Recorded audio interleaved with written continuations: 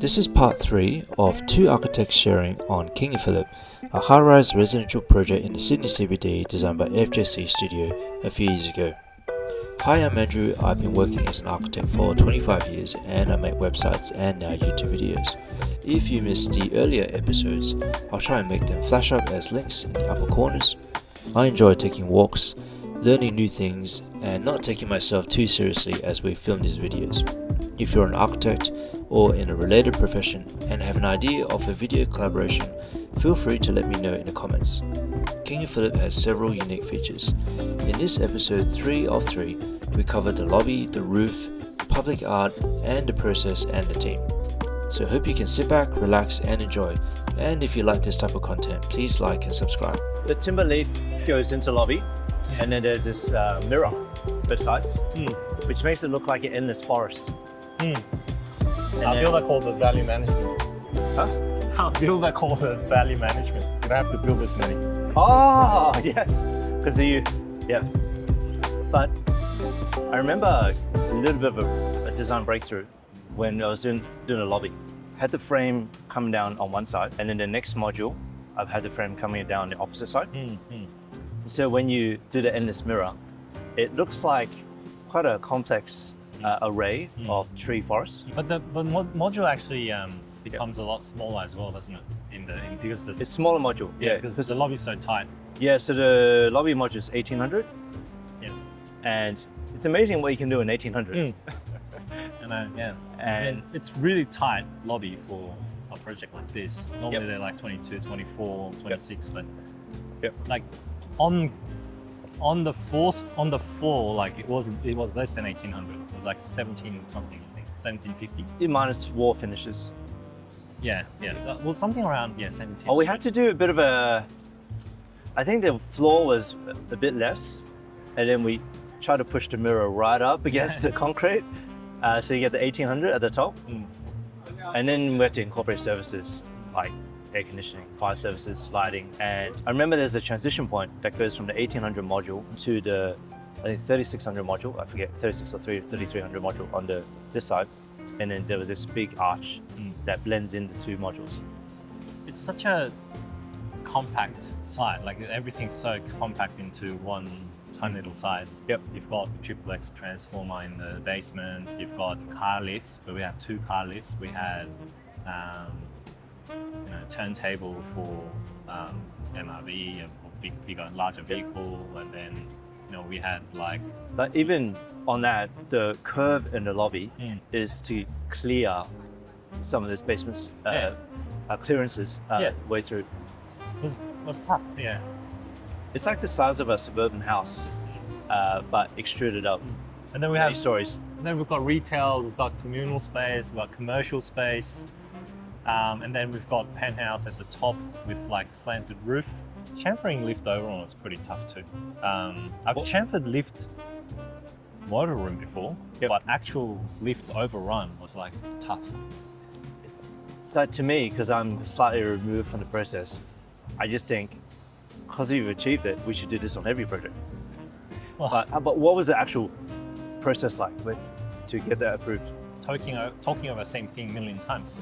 But on that one issue, like, because at tender, you don't know the manufacturer. No, you don't know. And then when you get to the manufacturer, then they say, oh, it doesn't make warranty. So how did you actually get it approved?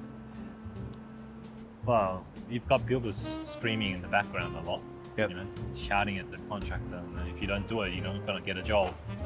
So they really work hard for it. This was machine roomless, and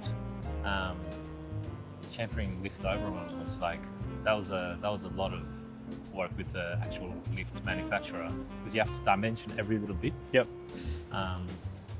So there's pressure from the builder, and then it got accepted, and we basically essentially fit a really good yield up against the solar plane. Another sub penthouse level.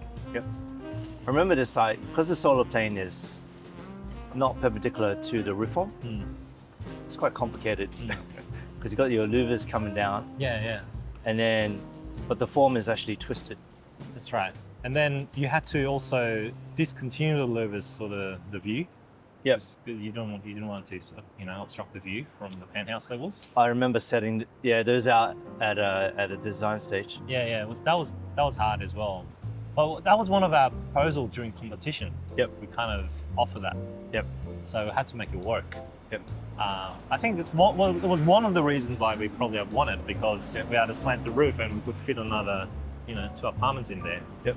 It was a pretty good process because, won it off the design excellence competition. So the design's already there. Yeah. People are already committed to the design. So I think the design team did a really good job from the very beginning. And there was a lot of people involved, remember? Half the associates at the time was involved. Like you were involved, Philip Pham, Chris Bridge, Dan Burke, Annie was working on it, Lena was working on it. It's such a small project, but so many people worked on it. Turned out really good. But the continuity and just the thinking and no compromises to the end, I think that worked really well with the team, because I was more facade documentation and early design. I was somewhat involved in structural review, and then you took on the bringing it all together with Dan. Yeah, with Dan. Yeah, and it was a great team. Yeah, it was. I enjoy working together actually. Yeah, it was really good. Like Liz and Richard brought right people at the right time. I think that's really important. Chris Bridge and Philip Pham just really smashed out the design. And I kind of worked through the process with you, and Dan Burke joined on, as soon as construction kicked off. Yep. So just having the right people at the right time, I think that's the key always.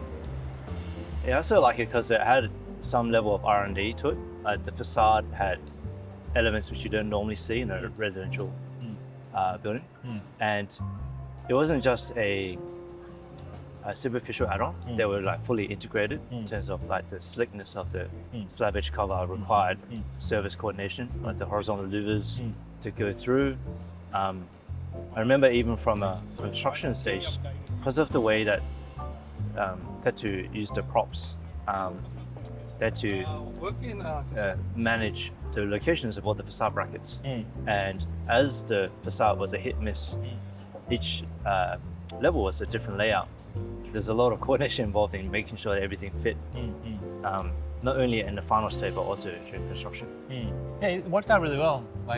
And then during all that was going on, we got Lena involved as well, and just carried through all the external stuff into the lobby and apartment. But I think we have 3 different themes in each apartment as well. Yep. While Lena and the interiors team was working on the interior, we also had Annie working on the public art. Yep. With Jack Nash and Dan Burke. Were you involved with the public art as well? Not so much. It was mostly Annie and Dan Burke and the artist Jack Nash. I think that went through a competition process as well. Everyone really liked it. Client liked it for different reasons, I think. Very smart way of putting a public art without using up. Let's walk up to it. Yeah. Yeah, They finally found a tenant for the retail shop. This is the Jack Nash Euro. We got one in our office now. Yeah, Euro 2. I think this part turned out really well. Yep.